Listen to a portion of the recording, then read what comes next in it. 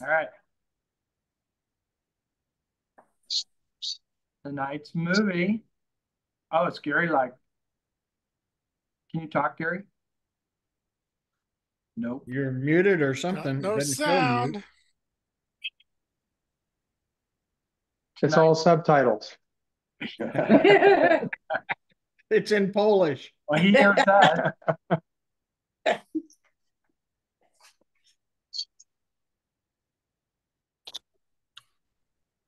No, you're Well, muted. this will shorten things. Yeah. You got the red thingy there. This is his first day, so we have to excuse him. Okay, well, just send us the report. Okay. There you go. There you go. Now you're on. Now you're on. Oh, Hey. well, first of all, Chris, I wanted to tell you how much I enjoyed your recommendation on the last conversation with Freud. Well, I don't remember the name of the movie, but Freud's Last Session. Yeah. You enjoyed it? Good. Oh, loved I it. did too. What a great movie, great screenwriting, and great acting by one of the masters. Anyway, she recommended it last week, and if you haven't seen it, you should take the time. It's worth it. So I'm glad you liked it. Yeah, this one, and Sanders said he had recommended it as a bonus track several months back, but I had not heard of it, and had seen that it had been nominated for 3 Academy Awards, and including, I don't know, cinematography and some directing. But my thing is to try to find hidden gems, and I can tell you that when the scene opened and it was black and white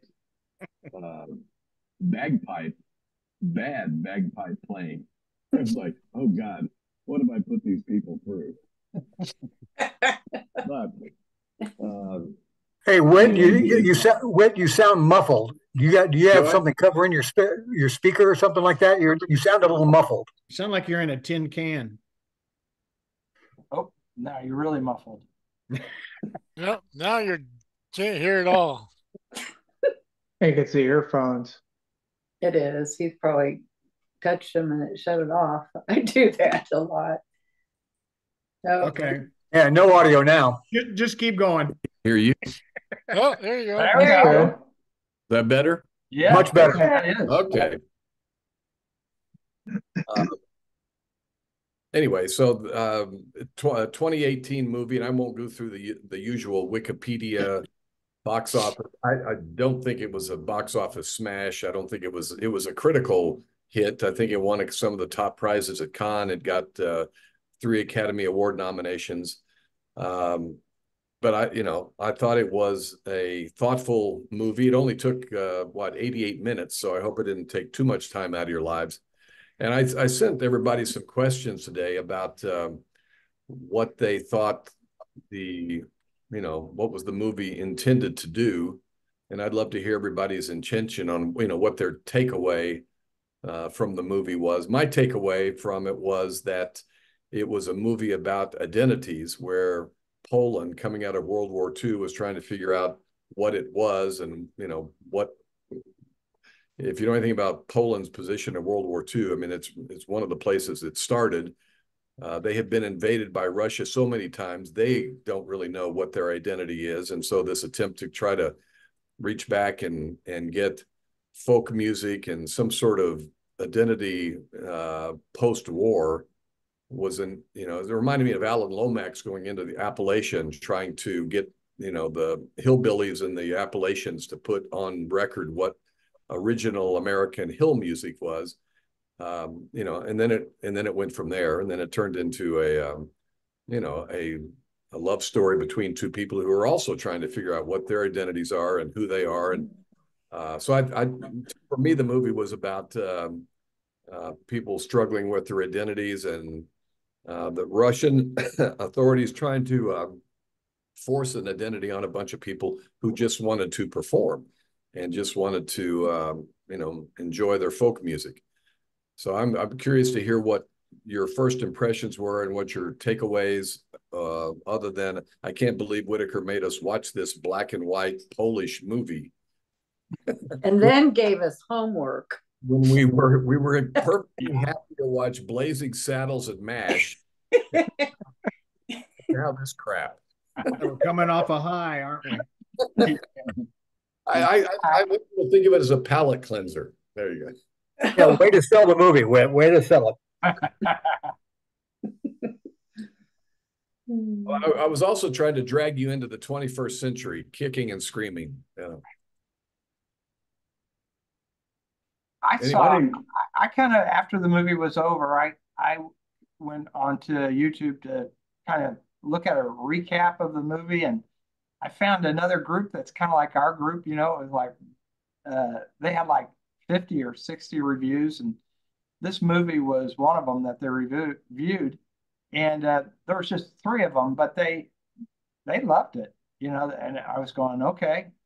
You know, what were they loving? And it was pretty much a lot of the things that Gary pointed out. You know, the music, cinematography, the message.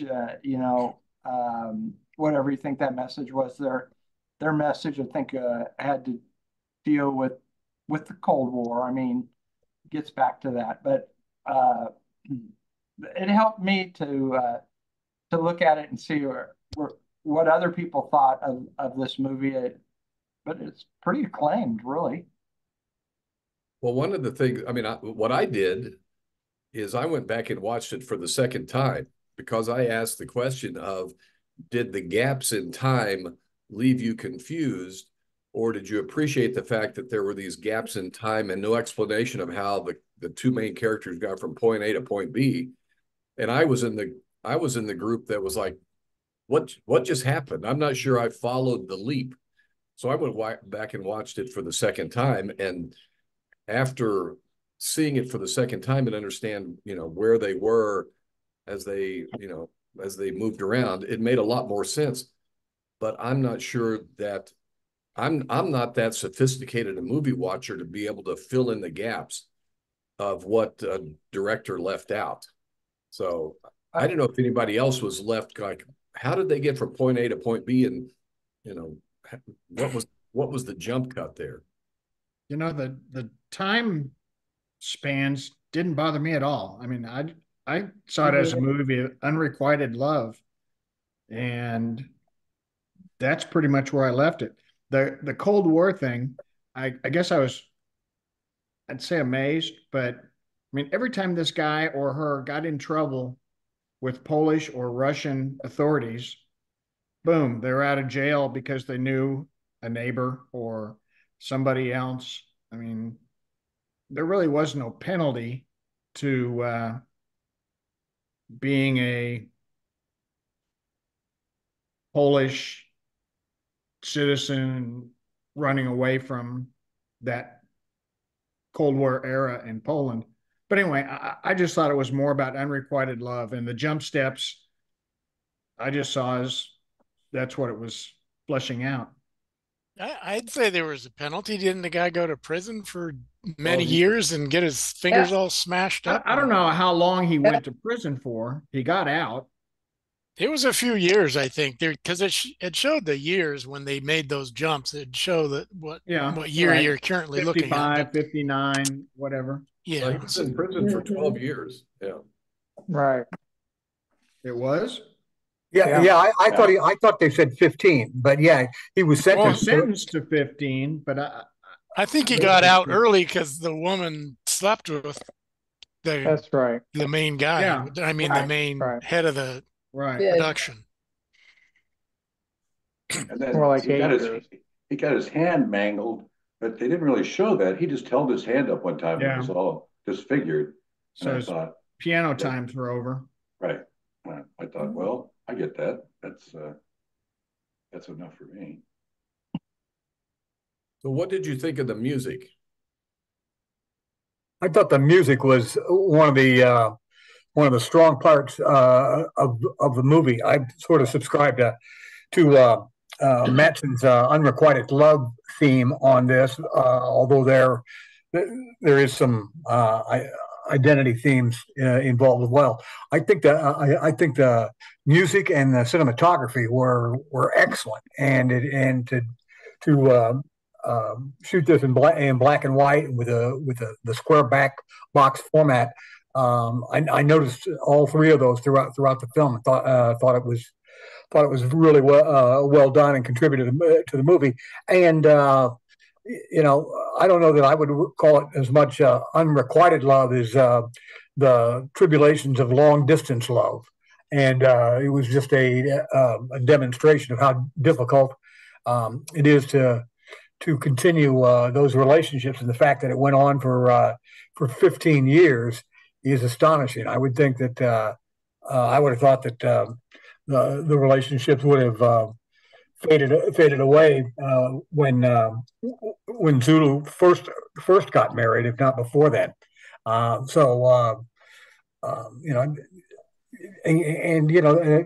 It was interesting just from my own personal interest to sort of watch the Stalinist regime in Poland at that time try to co-opt the folk music revival and turn it into propaganda, which they did a lot.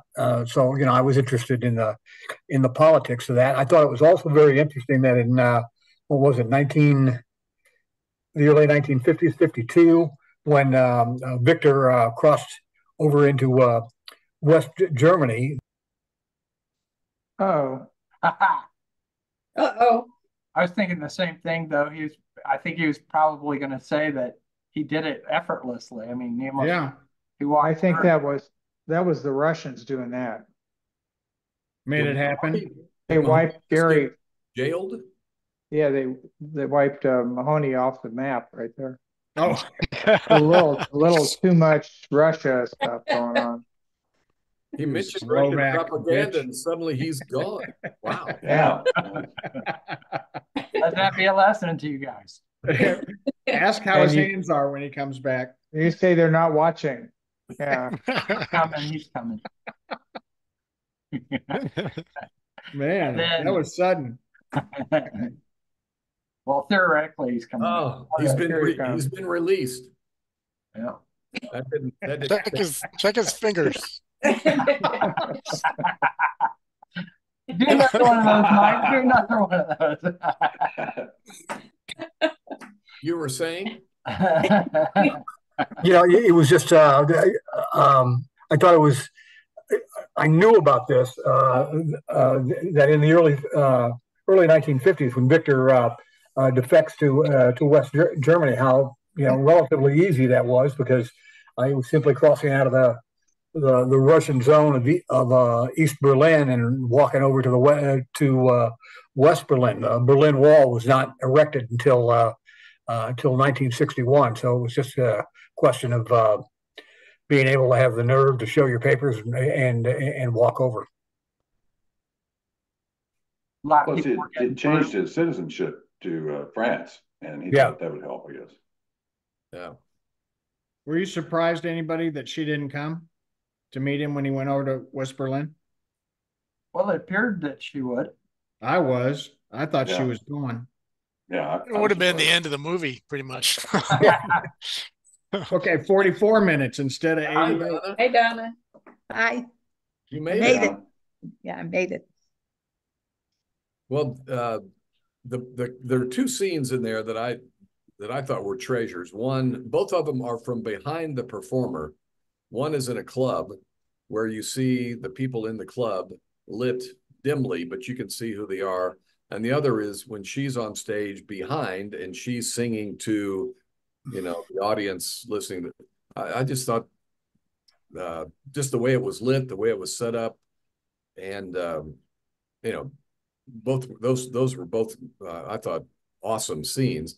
And when the folk performers were performing, seemed to be oblivious to whatever propaganda tool they were.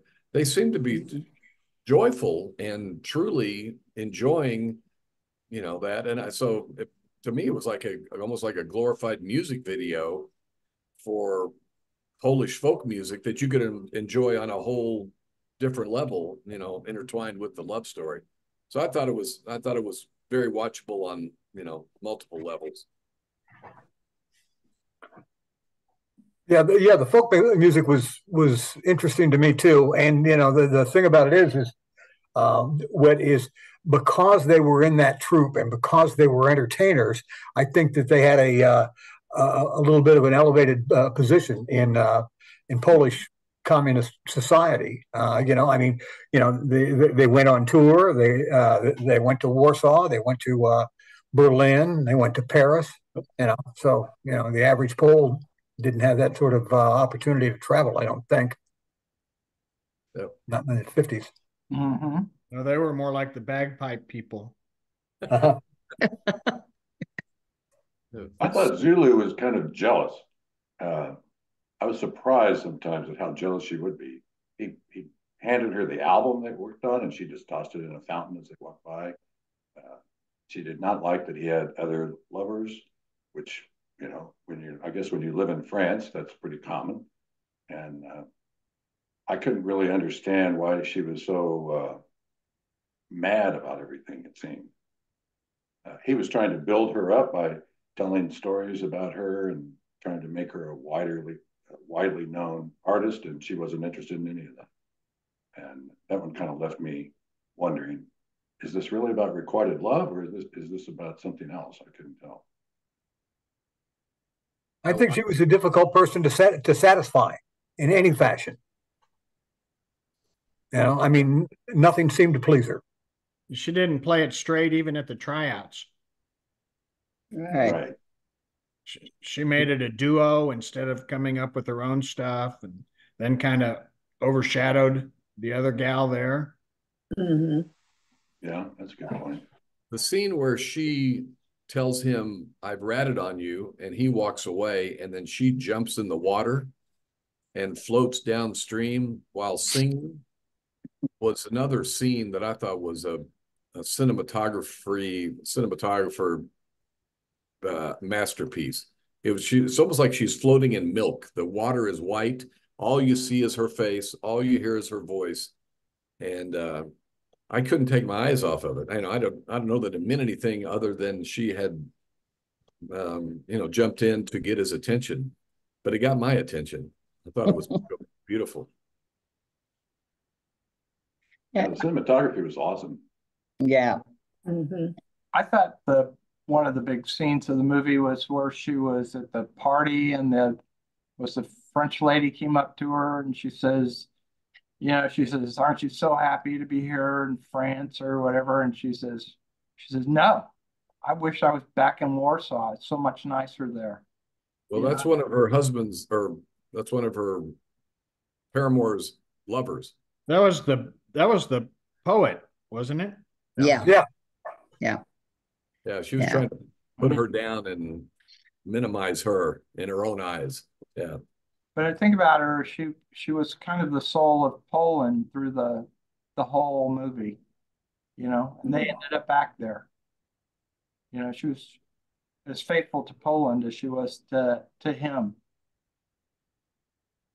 Anyway, I thought it was a big scene. It got pointed out to me. It was one of the big scenes as well as the last scene, which we'll discuss. Donna, you want to weigh in? We haven't heard from you. Sure. Well, like really. everybody, I thought the cinematography was phenomenal. It was, I mean, you could tell the mood of the scene just by the 50 Shades of Grey. It was just beautifully shot. And I really enjoyed the cinematography. You could tell when they were in some place where it was lighter, where they were freer. The lighting was much lighter and brighter. And when it was dark, it was just done so well. I mean, it's just the shadows, everything. I love the way they went through the timing. I think in 1949, I don't know how old she was when she was at the audition, but they called her a con person, and I didn't get that she was as con as much as she was. She wasn't confident. She was very unconfident, but she used other people to build up herself. She never had it in herself, but she had it when she looked at his eyes.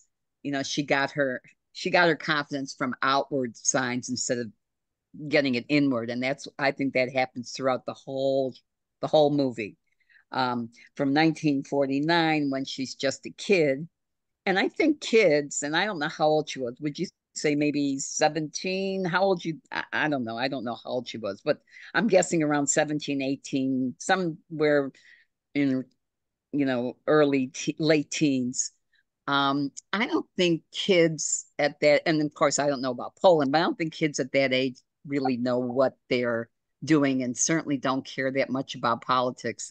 They just care about everything else. In her case, she killed or supposedly killed her father and had all these, and she was just kind of, seeking who she was. And I think she got her identity when she was singing with the group. She kind of knew who she was. And once she went out on her own, I think she got less and less confident. And even though she got better and better, I think her confidence got lower and lower. It seemed to me. And then she, the drinking, of course, made a difference. All the lovers. And then when she did things just to irk him, just to kind of, you better prove to me that you love me. She's telling him that, she went to bed with Michelle, 6 times or whatever that scene was, but she went to bed with him, all that stuff. It was just, to me, she was never got any confidence, and thinking that she will get it, I think, back in Poland. And of course, then the last thing was we get married and go off into the sunset. So it was such an interesting film and such an interesting dynamic between the two of them.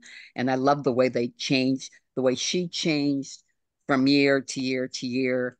And then the music changed along with it. Everything about it was just really good. I enjoyed it. I liked her explanation of, I did what I did because my father mistook me for my mother. Yeah, yes. Powerful. Yeah. And I took a knife and showed him why I wasn't. Yeah, exactly. I went ouch at that point. Mm-hmm. Yeah. Jeff, I'm interested in your and Chris too. I'm interested in your takeaways.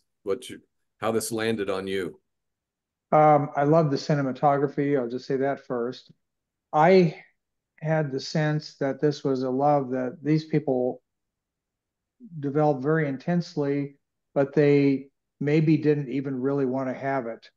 And so they went through their whole life coming apart, coming back together, coming apart, coming back together, and they couldn't escape that. It was an enduring love that persisted throughout all these vicissitudes of life. And they tried to find other lovers, and they had other lives. And he was in prison for a while. They could never not come back together. It kind of reminded me in a way of, I forget the name of the movie, that was Nicolas Cage, and he had a twin brother, and he was in love with somebody, but it was completely irrespective of their ability to reciprocate to him. That was his thing. He was in love with them, and he would always be. I felt like there was a similar. Moonstruck? Was that Moonstruck? Yeah, that's it. No, I don't remember what that movie was called. He's here all week. Anyway, I thought it was kind of a unique love relationship, and that it was painful to both of them, and it eventually took them both out. But in the meanwhile, there were some intensely beautiful scenes related to their relationship and how they expressed that they would step away from each other and be walking down the road, and then all of a sudden she would turn around and run back and plant a big one on him. And I mean, it was just stuff like that all the time. They couldn't break away from this relationship. So that's kind of one of the main things that I got from it, was this thing that sort of ran through the whole plot. Yeah, and I may be reading a lot more into it, but when I said it was a movie about identities, she doesn't think she's good enough for him, and he doesn't think he's good enough for her, which was, from what I know about Poland and Russia in the 20th century, there was this back and forth. I mean, they were the invaders and then they were the saviors, and they both played ill-defined roles in there are parts of Poland that disappeared altogether and then were reestablished. And maybe, like I said, and Mahoney probably better at telling me where this fits into the personal relationship, and maybe not at all. And I may have been just reading more into it than it deserves. Chris? It was impossible love. There was no way that they were ever going to be together. There was always something that was going to tear them apart, take them apart. They always managed to find a way to hook up again, which the gaps in years of the scenes, you wondered, okay, how did she know that he was in Paris? And, things like that made you wonder about it. But they found each other. And do we want to talk about the ending? Sure. Okay. Yeah, let's go. To me, that was the only way that they could find that they could be together for eternity. So you thought it was an appropriate... Well, I don't know if it was appropriate or not, but that was their way of saying that, I will love you forever and I want to be with you forever in eternity. So if we die, nothing can take us apart. We're together. A bit Shakespearean. Yeah. Yeah, very. Very. Yeah. Why don't we go over there and the view is better on the other side? Is that what you... Yeah, yeah. That's Yeah, how she ends it. That was humorous. Yeah, it was a little humor in there, which what difference does it make, right? But the scene when they are sitting there together, you have to stare at that scene to see that it's not like a still photo. When there's almost no motion, they are stuck still, almost in a black and white still photo. Well, that's Jeff Copeland's picture. I mean, is that them on the bench? Yeah. Yeah. Yeah. Well, it looks like that still photo for several seconds until you realize, oh, they're... Yeah, I got the sense they were just thinking there's no going back and this is it. I'm going to be with her, or she's going to, I'm going to be with him, and that's it. And it's just like... So was that a I am so enthralled in love with this other person, I don't want to live except in the afterworld with them, or I have screwed this up so bad, I don't want to go on and live with the mess I've left behind. Awesome. I don't think that at all. I think that, their love was just something that was the only way they could express it and stay together, because, in and out in this country, that city, and whatever the circumstances was, and different lovers and babies, and oh gosh, and that put an end to all of those distractions. They would never be apart again. They were exhausted. Yeah. Yeah. She also said she got married, but it didn't count because it wasn't in a church. Yeah, that's what I was going to say. Yeah, she obviously they were religious, but she got married to the Italian guy, but it didn't count because it wasn't in church. Or Kaczmarek, whichever one. I don't remember which one, but yeah, it didn't count. Vows were in a church, right? Pardon me? Their final vows were in. Oh, yeah. Right. And those, and the eyes. Remember, the eyes were at the beginning of the movie in that church, and then the eyes at the end of it. Obviously metaphor, but I didn't rewatch that. But where did he first come upon that church? Was it with the group? The youth? I think he found that location on his own. That's how I remember. Yeah. I think he was just. Well, it was that other guy who was the head production guy who went. You remember he took a leak out in the woods and he walked. Yeah. So it wasn't even that same guy. Right. So who has prime a prime account that this was free for? Mine was. Okay. Wow.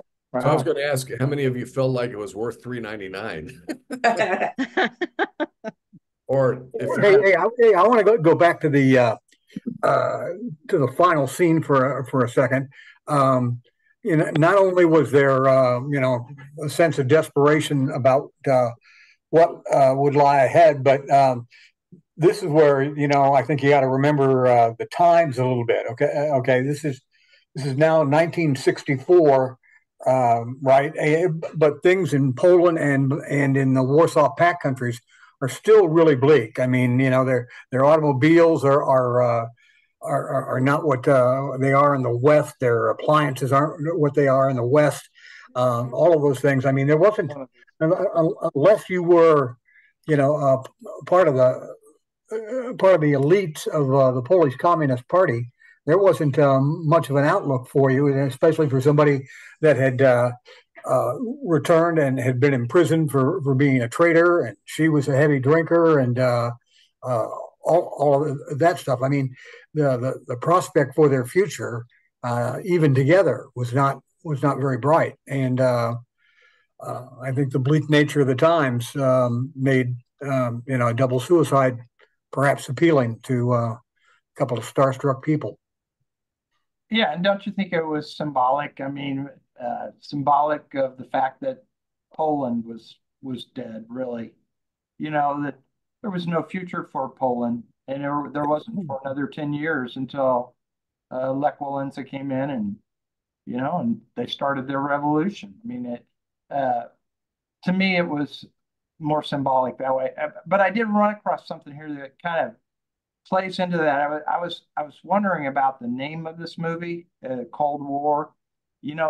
Was it just about the fact that it was Cold War was going on, or was it about their relationship? And this thing on Google, it says both of those things, but it also says that it's the movie is loosely based on the lives of Pa Polanski's parents. Yeah. Zulu and Victor are his parents' names. Yeah. So I doubt that they committed suicide. They may have. I mean, I don't have that information, but I think it's a statement by him. I think that his parents probably did go through a lot of these things that we saw in the movie, But I bet that it was more of a statement from him at the end that this is Poland. This is Poland. It's a dead country for many years. That's my take. But I thought that was interesting that I didn't know if you guys knew that was his parents' names. Yeah. Go ahead. Supposedly this was about his parents and he called it chaotic togetherness. Yeah. And their relationship, and it was complicated, said, by the harsh social political environment that they lived in. Right. But in the end, I think they both coming home. I mean, I can't imagine wanting or having to leave your home country, whether by choice because of the political issues or whatever. It's just, if I can put myself into trying to imagine leaving, that I think the two of them coming home, I think that was when they came home, they were home, and that meant they were going to be together in this odd way of committing a double suicide. I just got the sense that coming home made, even though he had to go to prison, even though everything about it, it still was home. It was still their home. And I think that just made their love, strong, and they just wanted to just end it and keep it going and end it at the same time. But she had a kid by that time. She just didn't love her kid, just wanted to abandon it. I mean, that's by 1964, how old was the child? I don't know. It was probably toddler at least, but still. Oh, he was way older than that, wasn't it? I think She had the children. Well, I might be getting my dates wrong here.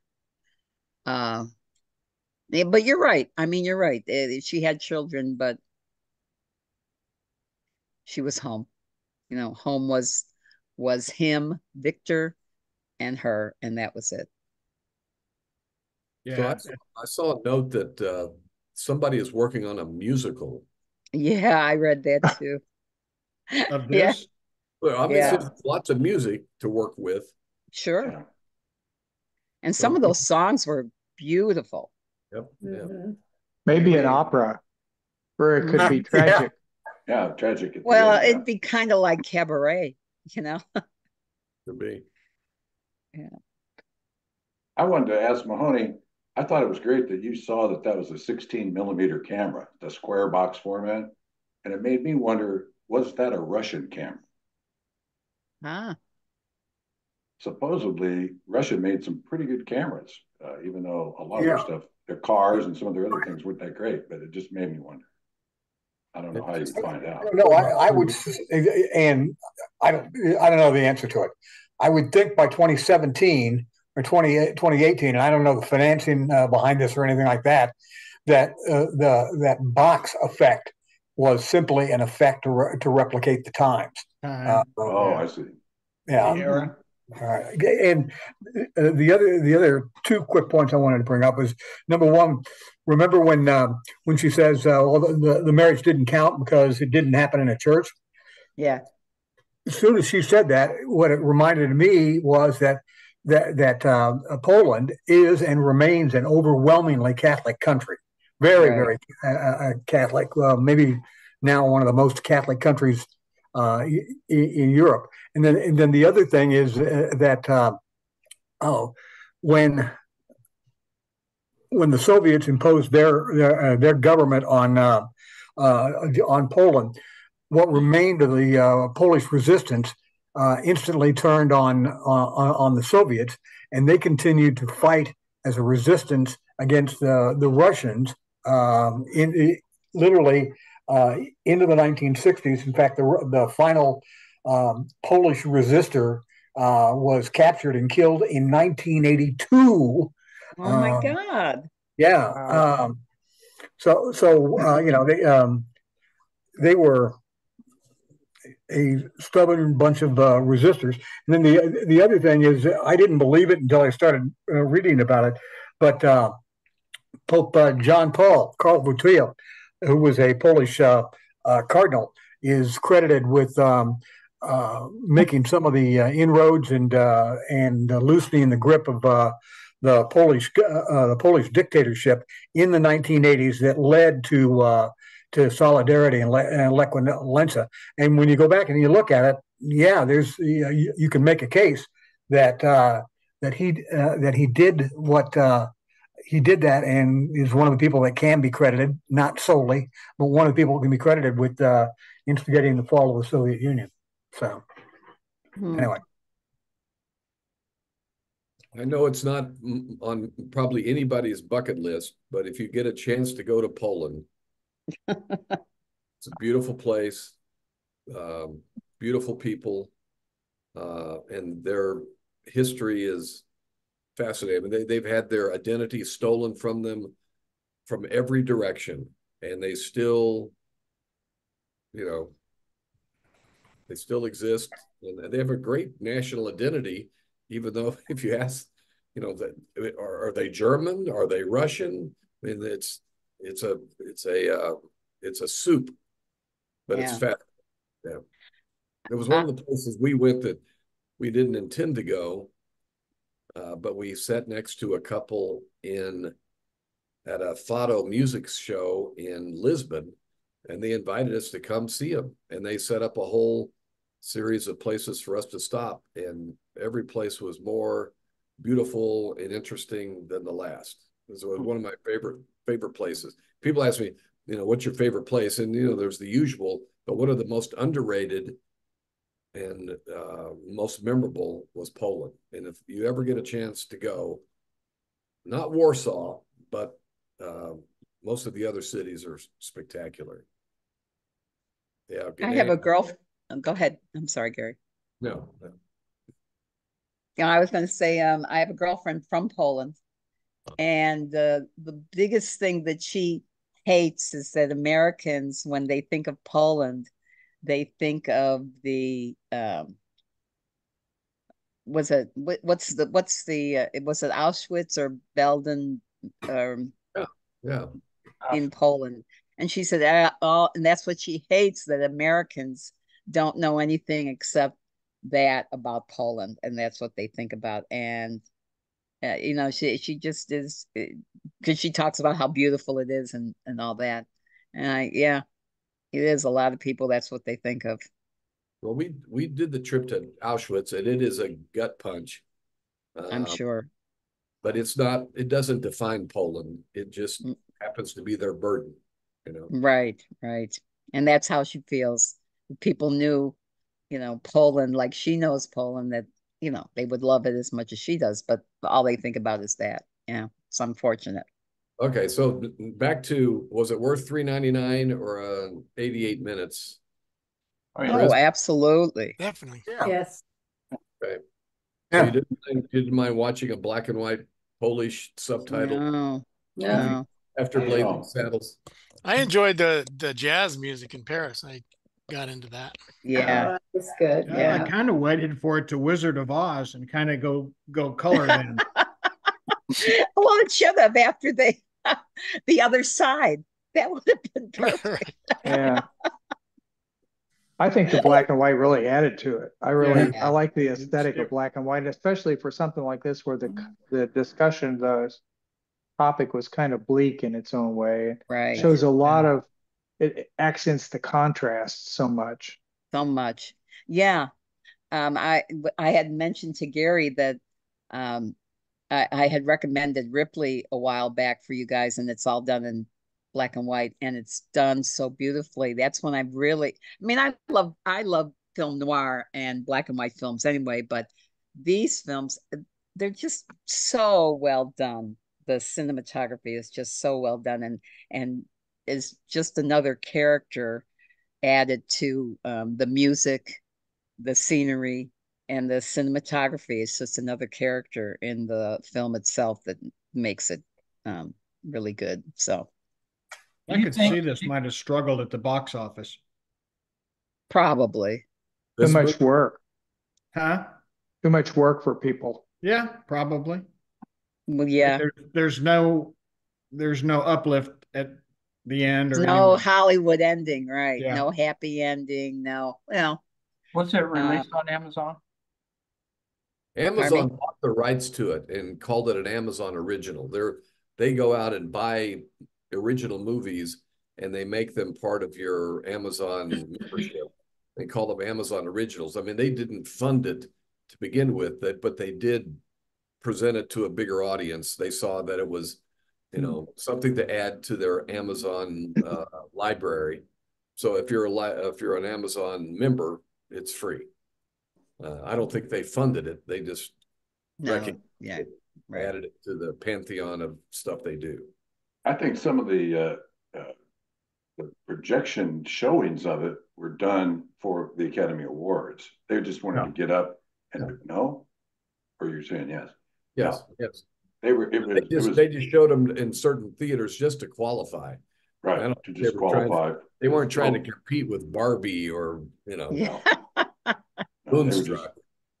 They were trying for best international film. I wonder what won best foreign picture that year. I think, did it not? What was nominated? I know that. Maybe it was nominated. I don't know who won. 18. It was nominated for a foreign film cinematographer and director, which, if you're nominated as director, even if you're getting nominated and you put out a Polish language black and white film, that's quite the accomplishment. And this one made 4.6 million in the United States and 20.5 million basically in Europe. What was the budget? Yeah. 4.8. 4.8? Uh-huh. That's what it says on Wikipedia. So it's profitable. Yeah. Yeah, made 25. Nobody's getting rich. But. Yeah. I have another question. Do you think there's any relationship to Ukraine, this movie? Well, I thought about it. You did? Sure. I mean, again, it's that feeling of having to leave your homeland, or yeah. I mean, Ukraine is like stuck in a Cold War. They're neighbors. By 2018, I mean, Putin hadn't invaded, but there were already wars between Russia and doing a lot of what they would like to do to Poland. Mm-hmm. I guess I could understand it, but to me, a live war is a whole lot different than a Cold War background for this one. I mean, there wasn't any real violence except what he experienced coming out of prison or in prison that we saw, other than the just dreariness, absolute dreariness of the Polish landscape. Yeah, but back in 2018, the Ukraine, they were like had Russian government people installed to run their government.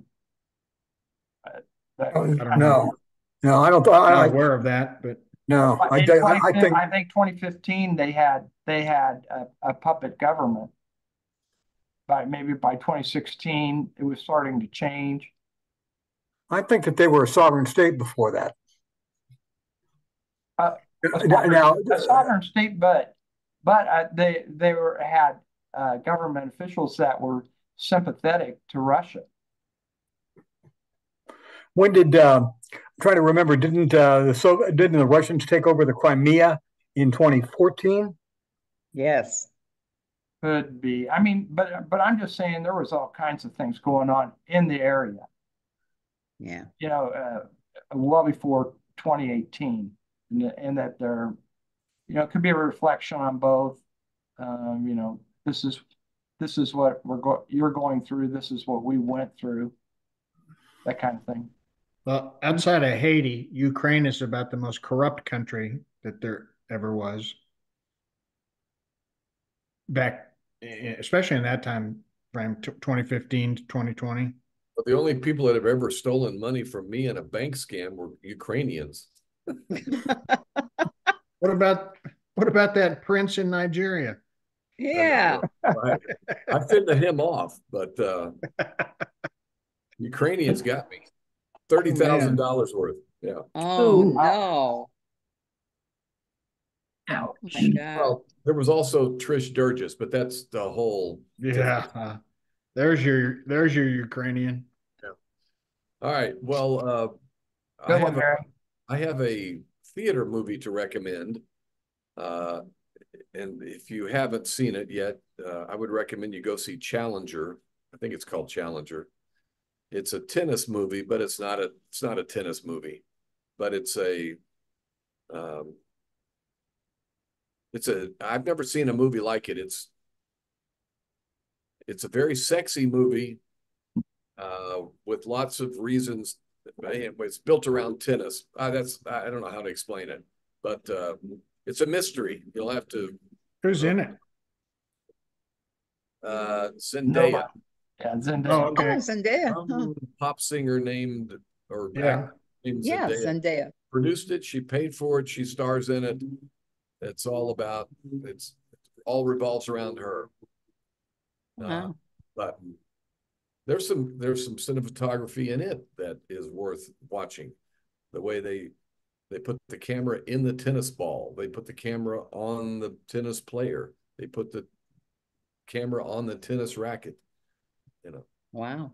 Gary, they did a movie review of that here this week, and the guy had the three main stars in this interview, and he asked them when the first time that they had ever touched a tennis racket, and they all started laughing because most of them had nothing to do with tennis until recently. Well, that's a hell of an acting job because they all look like they are Wimbledon level pros. It's amazing. Wow. Anybody else? Who's got the pick for next week? That would be Jeff Arthur. Say what? What? What happened to Terry? Is Terry gone? He gone. Oh yeah. He gone. Terry bit the e-dust. He's maybe not gone for better good. view from the other side. Jeff, if you where the view is better. If you don't have one, Jeff, I will switch with you. All right, that works. Okay, well, wasn't expecting to do it this week, but it's fine. The movie for next week will be Slumdog Millionaire. Oh, yeah. Oh, good one. Everybody will be dancing.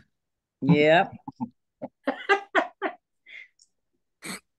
And then who hasn't seen that? Probably Jeff Arthur, because I remember him saying he never heard of it. I haven't seen it all the way through. It I've seen won like 10 Academy Awards.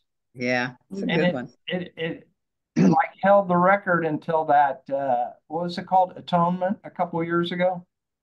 Beat it and it won like I guess 11. I don't know. But I saw that. I have seen it. It was just a long time ago. Right. Too. I saw. Yeah. I haven't seen it, but I think it'd be a good one to reflect on. Oh yeah. No, we just got back from Bollywood, and we've been to the slum where the Slumdog Millionaire, grew out of. So, well, that Dev Patel. They're very proud of that over there. Yeah. Oh, I'm sure. A tourist slum. Yeah. Tourist slum. And then if we're doing, Jeff, there's no doubt. I mean, I'm not kidding. There is a place where in that slum, there is a company or people in the slums who have set up a laundry system where everybody in the slums brings their laundry to one place and they wash it, they hang it out to dry. And it is and I'll send you pictures. It is such a spectacle that they set up a viewing platform so tourists like me can go and stand on the platform and watch the laundry spectacle in the slum. There was so much traffic being backed up for people who wanted to watch the slum people do their laundry that they turned it into a tourist attraction. That's capitalism. Yeah, it's not quite watching the paint dry, but it's next door to it. Yeah. There's no words. The laundry service is so good. There are clinics in the area who send their laundry there. So you see all these slum sheets and towels and everything. And occasionally you will see like 60 uniforms lined up from all the people from the clinic. It's amazing. I don't know that that's a health recommendation, but I'm just saying, Jeff, if you don't like how your clinic does its laundry, if they're not washing them in the Ganges, we're probably okay. Yeah, right. Yeah, that's right. And so if we're looking for any more in-house movie house recommendations, I saw Civil War last week. Yeah, and I liked it. I mean, I thought it was a good movie. I thought interesting. Did the good guys win? Did the good guys win? Kind of hard to tell. Right. Kind of hard to tell.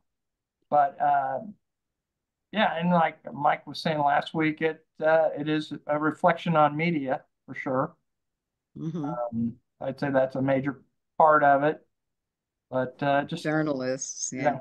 Did you go see it, Donna? I didn't get a chance to see it last week, so I still want to for sure, but I haven't as yet. Yeah.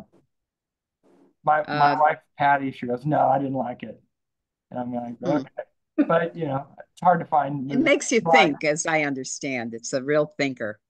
Yeah, it'll make you think. Yeah, it could be up for an Academy Award, I suppose. I don't know. The one that everybody's talking about is Jesse Plemons, the part he plays as a kind of villainous American, I suppose.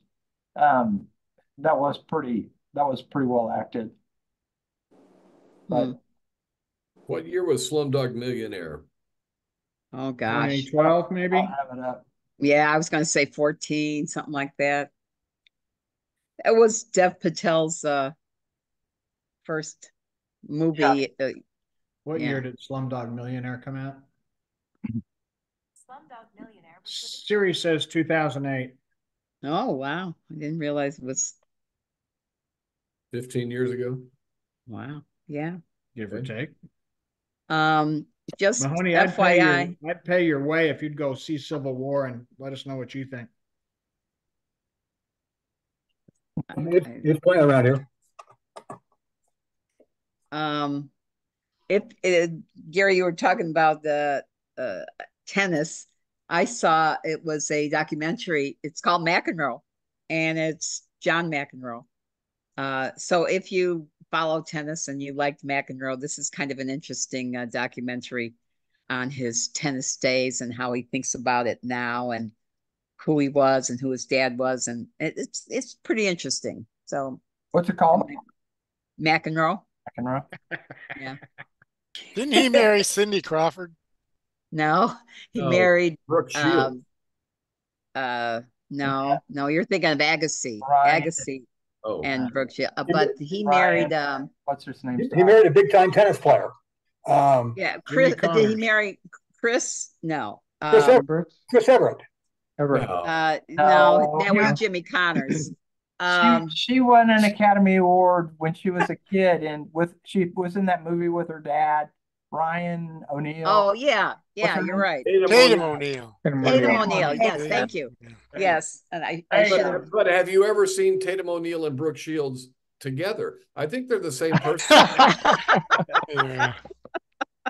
No evidence out there. Yeah. Yeah, Brooke O'Neill. Okay. Got it. Anybody got any other ones? I can smell. I watched. I'm about out of here. I'd like to throw in that Shogun is finished, and it's one of the best. I haven't finished, but it's if you so thought good. If Game of Thrones was good, Shogun puts it all to shame. Yeah. This is a new era of putting a limited series, 10 parts, on television, and it was phenomenal. Yeah, it's wonderful. What is that on, Mike? Hulu. It's on the Hulu. Yeah. And it came out of, you got to see a couple of episodes, and you had to watch one a week, but now it's all done. So you can watch them all for a period of time before they pull it and start doing something else. Right. Oh, by the way, Sanders, I'm being interviewed tomorrow. I knew that would do it. You had a great pitch for them. There's a guy at Kansas City Radio who's doing a radio series podcast on the Ozark Music Festival in Sedalia, and he on Facebook is like, tell us what you remember. So I told him what I remembered, and he contacted me and goes, hey, let's talk about that. So I'm going to conjure up whatever hallucinogenic memories I can conjure up. Or make some up, No one will know. No one or get high before you go. One of my favorite stories about that weekend involves wit. I didn't go to that festival because I had to work at the radio station. So on like Saturday afternoon, Whitaker calls me up at the station just to shoot the shit or something like that. And I don't know, we're talking for 3 or 4 minutes, and then I go, so Gary, how do you describe the scene down there? And he says, are you rolling tape on this? I'm tripping my balls off. Shut that thing off. That's not how I remember I reported back. Oh yeah, what he told the podcast guy was a completely different story. He was filing reports after everybody played, Yeah. So I'll back you up on that. Okay. All right. Who are you doing the interview with? Whit? Sanders, it's some guy at KCU. I got somebody at KCUR in charge of their podcasting, and they've chosen this as their next project. I told him what I remembered, and apparently that was enough to qualify for an interview. I'll talk fondly about all of you. Mattson, you're good. Sanders, I was going to say, man, I got stories on Sanders' van that I don't even want. Yeah, right. Mahoney, even though you weren't there, I'll put you there. And Jeff, I think you were there in spirit. So I'll build a story around you too. Okay. I was probably dissecting a cat. What do you want to be? My biker chick, Donna, she's going to be part of this as well. Jeff and I went to the one in Eureka Springs as well. That was a little different. Yeah. What? Did you guys go to the one at Chuck Berry's farm? Yeah. Yeah. I went to one, maybe two of them over there. Yeah. Wow. Walsh drugged me over there one time. Yeah, with Bob and Karen. Farm. Yeah, I think we saw the band played at one of them. I remember that. I saw that the Grateful Dead are doing a residency at the Sphere in Las Vegas, and my first reaction was, "I'll go and take Walsh." Oh, wait a minute. Yeah, that's the first thing that came to mind. Was he would love that. Yeah, because John Mayer is playing in Garcia, and everybody who's a Dead fan says that Mayer playing the Garcia guitar parts is worth it, and to see that at the Sphere in Vegas. But I don't know if I want to do it without Walsh. Yeah. I heard some guy talking about going to that, and he hunted for tickets and hunted and hunted. He finally got tickets for $900, and then shortly after that, online someplace they were posted for like 150. And he was furious. He couldn't get his money back, and he was stuck. This was on the Grateful Dead Sirius XM channel. He was in there ventilating. But that should be an amazing show. They got the outside of the Sphere all. Yeah. They've had the skull cap on it for quite a while. Well, if anybody wants to play the role of Bob Walsh and go to Vegas with me to see the Dead at the Sphere, you know how to contact me. When are they playing? Maybe not 900, but maybe 100. Yeah. Good luck. I smell bill 200 for the movie. Yeah. Yeah, that's right. Good night, guys. All right. All right. Good movie. All right. Good movie. Yeah, it was good. Thanks, Gary. Good job, Gary. Thanks. Bye, everybody. Bye.